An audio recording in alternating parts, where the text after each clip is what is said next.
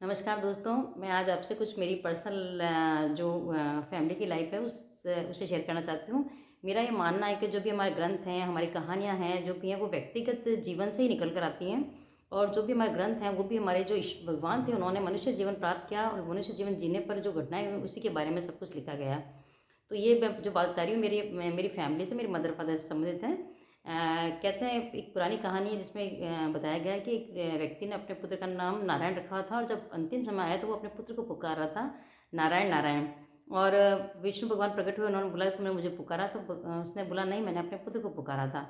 तो पुराने लोग कहते थे कि भगवान के नाम पर बच्चों के नाम रखने से हम ईश्वर को याद करने का टाइम ना निकाला, लेकिन बच्चों को पुकारने पर हमें हमारे मुंह से ईश्वर का नाम निकलता है। लेकिन धीरे धीरे समय बदला और हम बहुत ही मॉडर्न होते गए, हमने अपने बच्चों के नाम भगवान के नाम पर रखना बंद कर दिया। और कोई रख भी देता तो हमें हंसी भी आती है। तो मेरे जो फादर थे उनका नाम रामावतार था और मेरी मम्मी का नाम कृष्णा था।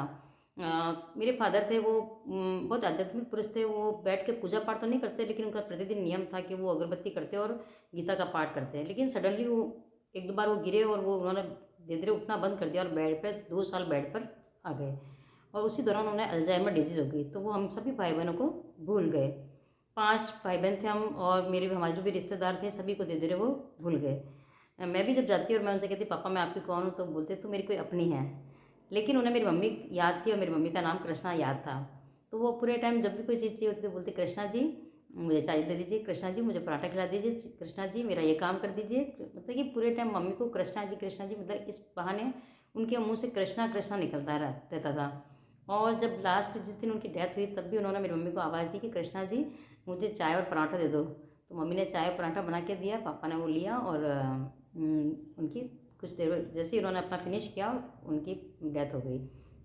और लास्ट तक भी वो कृष्णा जी बोलते गए, यानी मम्मी के नाम में ही वो भगवान को भी याद करते गए। सेम मेरी मदर की डेथ अभी 21 फरवरी को हुई। और सच मानो तो मैं मतलब बहुत अफसोस करती हूँ कि मैं समझ ही नहीं पाई कि मम्मी इस स्थिति में आ गई कि शायद वो चली जाएंगी, क्योंकि मम्मी बहुत बोल्ड थी। उन्होंने अपना अधिकांश टाइम खुद ही अकेले रह के बिताया और बहुत योगा और करती थी।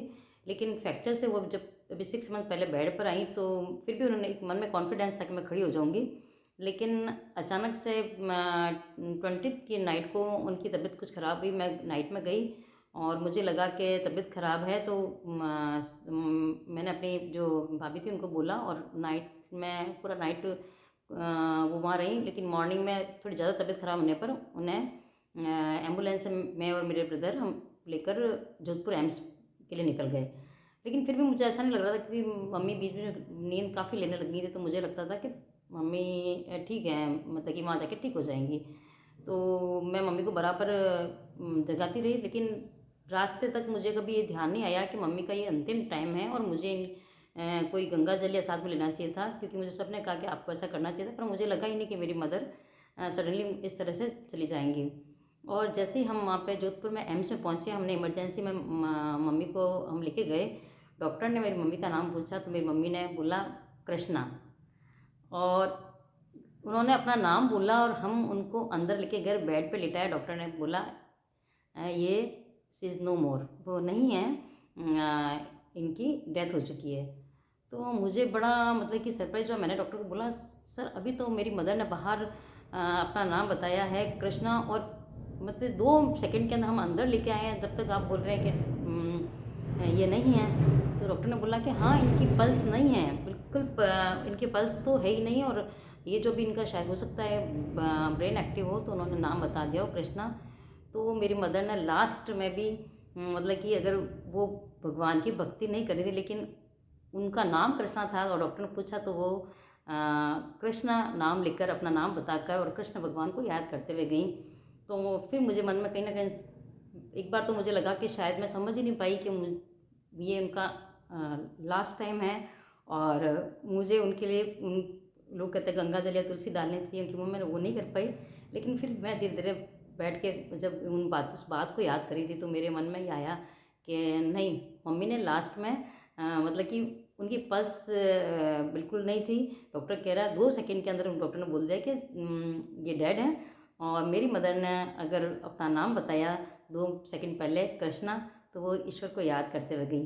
तो वास्तव में मैं अभी जो नई जनरेशन है उन्हें कहना चाहूँगी कि हालांकि हमारा टाइम तो कंप्लीट हो चुका, मैं उस एज में आ गई हूँ जहाँ मेरा रिटायरमेंट नज़दीक है, लेकिन हमने जो गलती करी वो नई जनरेशन ना करे। और नाम को लेकर भगवानों के नाम बहुत यूनिक नाम भी हैं, आप अपने बच्चों के वो नाम रखिए जिससे आप उन्हें पुकारते हुए कि जब भी आप अपने, क्योंकि आज के टाइम में बहुत बिजी लाइफ हो गई बच्चों को, हर बच्चा इंडिपेंडेंट होना चाहता है, कमाना चाहता है, सेल्फ डिपेंड बनना चाहता है, तो शायद उसे भागदौड़ की ज़िंदगी में ईश्वर को याद करने का टाइम नहीं मिलता है।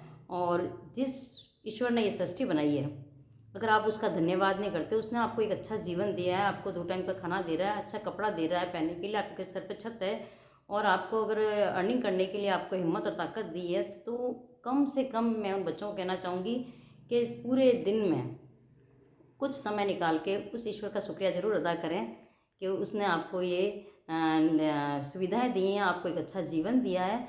और अगर आपको टाइम नहीं निकाल पाते हैं तो अपने बच्चों का नाम उस ईश्वर के नाम पर रखिए, जिससे आप जब भी उस बच्चे को पुकारें तो आपके मुंह से उस ईश्वर का नाम निकले और आप भगवान को याद करें।